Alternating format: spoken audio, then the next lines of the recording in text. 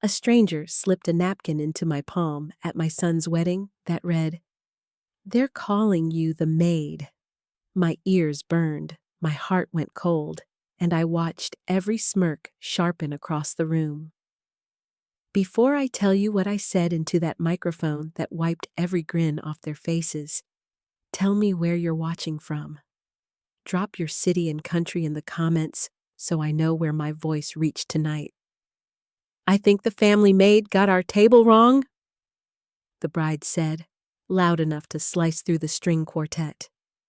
I was holding a tray of lemon waters, my lemon waters, the ones I'd ordered for my nerves, when Ava Monroe smiled at her bridesmaids like she'd told the joke that would carry her through the night. Their laughter rose like shiny paper. Pretty, crinkly, cheap. I felt my cheeks glow as if I'd leaned too close to a candle.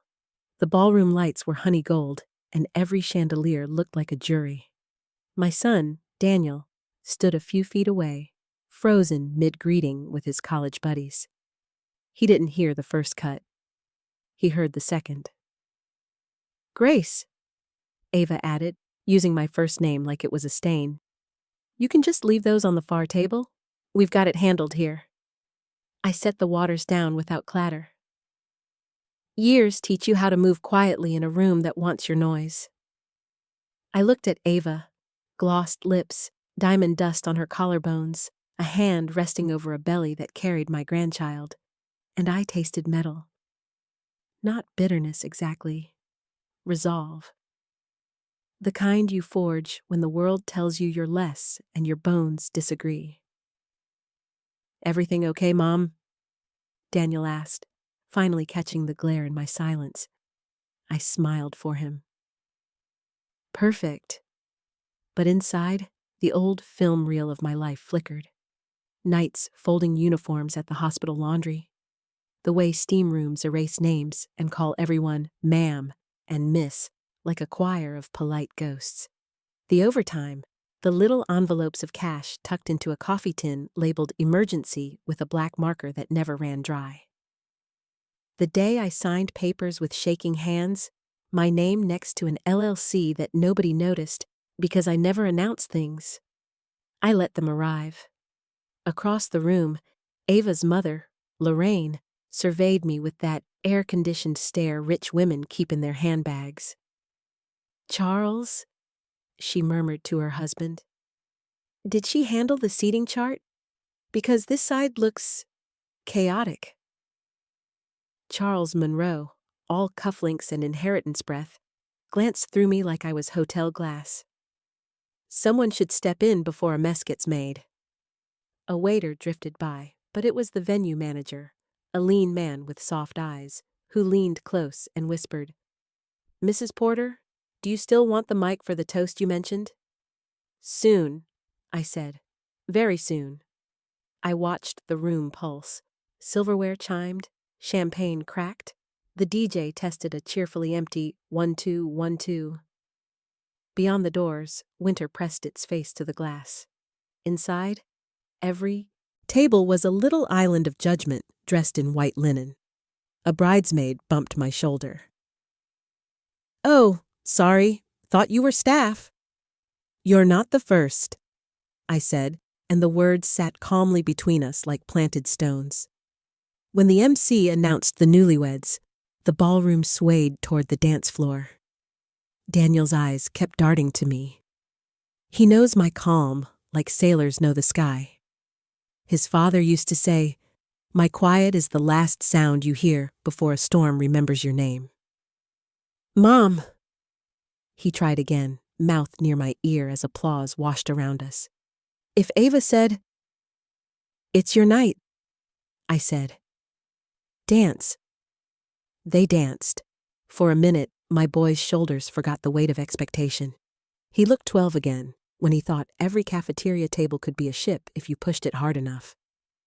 I felt tears start, then stop, disciplined. During the first course, salad that tasted like money and nothing, the microphone found its way into Charles's hand. "To our new daughter-in-law," he boomed, either mixing up the roles or remaking them, "and to the family she's married into." May they always know their place. A few laughs weren't sure if they were allowed out. Lorraine smiled like she'd been carved that way. Ava tucked a hair behind her ear and glanced at me, a tiny, victorious cut. I stood. The room adjusted, curious. The manager's gaze found mine, asking without words. I nodded once. He placed the microphone into my hand, as if it were a fragile instrument, and for a breath the ballroom hushed itself to hear what a maid might say. "Good evening," I began, letting the sound live in the chandeliers before it came down to the white roses. "I won't take much of your time. I'm not here for a speech, really. I'm here for housekeeping." A few chuckles, light, unsure. In the far corner, someone whispered, "Oh, this should be good." "I'm Grace Porter. I'm Daniel's mother." I looked at my son, and the pride in his eyes steadied me like a handrail in a moving train. "I've been called many things tonight, some to my face, some to napkins, but Maid might be my favorite, because the people who do the real work in a house know where everything actually belongs." I let that hang. Ava's smile thinned, a line drawn with a ruler. Before the next course, just a small correction. I reached into my clutch and pulled out a thin folder tied with a ribbon the color of pewter. "If you glance beneath your plates, you'll find a card with tonight's schedule. I suggest flipping it over. There's a tiny name there we've overlooked all evening." Napkins rustled, cards turned. I heard the first gasp like the bow of a violin catching flame. "Most of you don't read the fine print on invitations," I said softly. "But I do. Details keep a life from falling apart." Lorraine's voice lifted, brittle. "What is this?" I smiled at her kindly, the way a nurse smiles when she's changed the dressing and knows it will sting before it heals. "It's the answer to the question of place," I said. "Who sets it? Who keeps it? And who owns the floor you're standing on?" Ava's hand went to her stomach. Daniel took a step toward me. The MC forgot to breathe. The manager's eyes flicked to the doors, as if he'd already anticipated what would follow. "Because tonight," I said, raising the folder just enough for the front row to read the first page, "we celebrate love on property held by Porter Hospitality, LLC." I lowered the mic for a heartbeat, and in that heartbeat the ballroom swallowed itself. "Let's take a moment," I added, voice even, "to decide how we'd like to speak to the woman who signed the deed." For a long, trembling second, no one moved. The chandeliers seemed to hum above us, holding their breath with the rest of the room. I could hear forks settling onto plates, the hush of silk dresses shifting in unease, and somewhere behind me, a champagne flute cracked in someone's nervous grip. Ava's face drained of color. "What are you talking about?" she whispered, her voice losing its bridal sweetness. I tilted the mic back up, my reflection caught in the polished silver centerpiece, small, steady, unafraid. "I'm talking about the venue, dear. This ballroom, this hotel. The one your mother insisted on booking, even when she said it was too upscale for a nurse's pension." Eyes widened. Charles Monroe's jaw twitched. Lorraine's pearls, perfectly round and cold, trembled against her throat. I took a slow step forward. "Porter Hospitality, LLC is mine. I built it from the ground up. Every suite, every chandelier, every event held here passed through my hands long before any of you learned how to order champagne by the case." The room reacted like dominoes. Murmurs rolled from one table to the next, disbelief colliding with realization. Daniel blinked hard, as if re-seeing me for the first time. "Mom, you own this place?" "Yes, sweetheart," I said, my voice softening for him. "For years I was the woman who changed linens, scrubbed floors, and smiled through pity. But I was also the woman who saved every overtime dollar, invested in the tired old building the hospital laundry used to rent from. The same building you're standing in now. I could see tears glisten in the corners of his eyes. Ava's mother looked ready to faint. I remember, I continued, when Lorraine asked the manager to give me a smaller seat because I might be more comfortable with the staff. My smile never wavered. So I decided to give everyone here the comfort they deserve, of truth. The MC fumbled with his cue cards, unsure if this was still part of the night's schedule. I took advantage of the pause. You see, for years I stayed quiet, thinking humility was dignity. I let people talk, laugh, assume. But tonight I realized silence can become complicity, and I won't let my son's child grow up thinking his grandmother was ever beneath anyone. Ava's eyes filled, tears glossing over her pride. Grace, I didn't mean... I stopped her gently. You meant it enough to say it, dear? Words show us who we are before we try to rewrite them. I turned toward Daniel, my heart soft. Son, I don't want to ruin your wedding. I only wanted to remind everyone, respect should never depend on titles, dresses, or last names. It should start with decency. He nodded slowly, voice breaking. I'm proud of you, Mom. Applause started from somewhere near the back, a single clap, then another, and then the sound swelled, hesitant but growing, like thunder waking in a distant sky.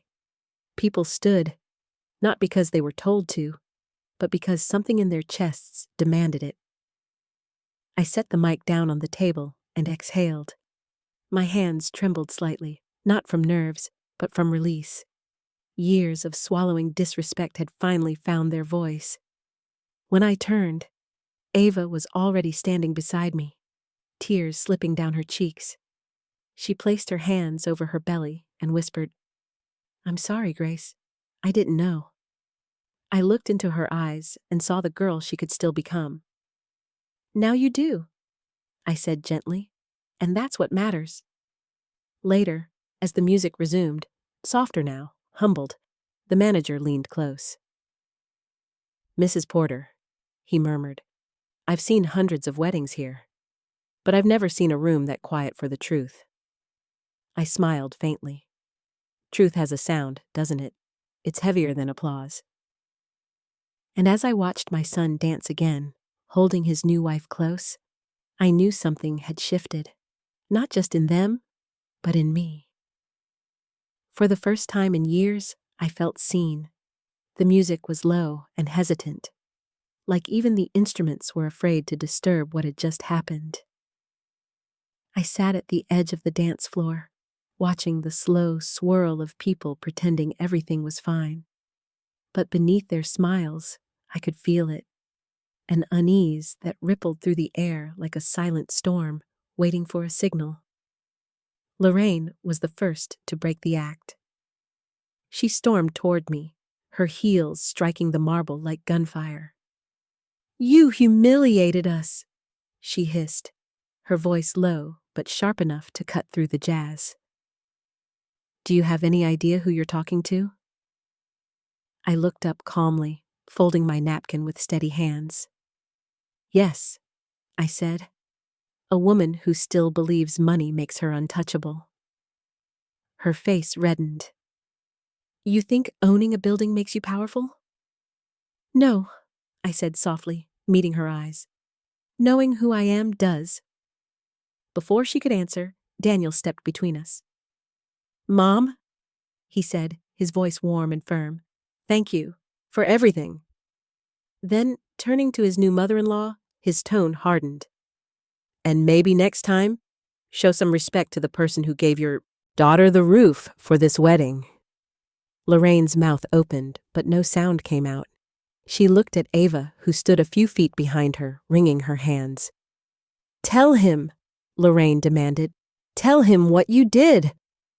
Ava's lips quivered. Mom, stop. What did she mean? Daniel asked, his brow furrowing.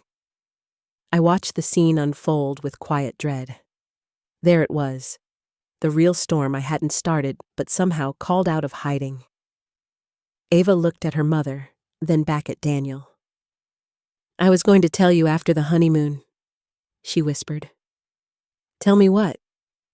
His voice shook, her eyes filled again, and then the truth fell between them like shattered glass. The baby isn't yours. The words hung there, echoing longer than they should have. Someone gasped. The music stopped again, mid-note. Daniel's hand dropped from hers. He stepped back as if struck. What? It was before we were engaged, Ava stammered. I didn't know how to tell you. Mom said no one needed to know. I didn't mean for... Lorraine tried to interject, but Daniel held up his hand. You used my mom's name, mocked her, made her serve you water in her own hotel, while you were lying to me? Ava sobbed. I was scared. And she told you to lie, he said, nodding toward Lorraine. Of course she did. I stood slowly, feeling the weight of heartbreak and justice twist together in my chest. Daniel, I said gently, let's go home. Tonight isn't worth more of your heart. He turned to me, his voice trembling. You always said truth has a way of finding daylight. And it just did, I whispered. As we walked out, whispers followed. Pity, shock, maybe even respect. But I didn't care. The cold night met us like an old friend. Snowflakes danced under the golden lights, melting against my son's suit. He didn't cry. He didn't speak. He just stood there, shoulders shaking with quiet disbelief. I placed a hand on his arm. You'll heal, I said softly. You come from women who survive storms. And remember, sometimes God lets us lose people before they destroy our peace. He nodded, eyes glistening. I just wanted love. You still will, I said, squeezing his hand. But next time, from someone who knows your worth. The limousine driver approached, holding the door open. Before stepping inside, Daniel turned back toward the glowing windows of the ballroom. Inside, Ava sat alone, her tiara tilted, her mascara trailing black rivers down her face. She took everything for granted, he murmured. I looked up at the building, my building, and felt a deep, quiet peace settle inside me. No, I said. She gave us something instead. He frowned. What's that? The reminder, I said, watching the snow fall between the lights, that dignity never needs a spotlight. It just waits for its moment to shine. As we drove away, the city lights reflected in the window like tiny suns, and for the first time in years, I smiled, not from pride, but from peace. Because sometimes the most powerful revenge is grace itself.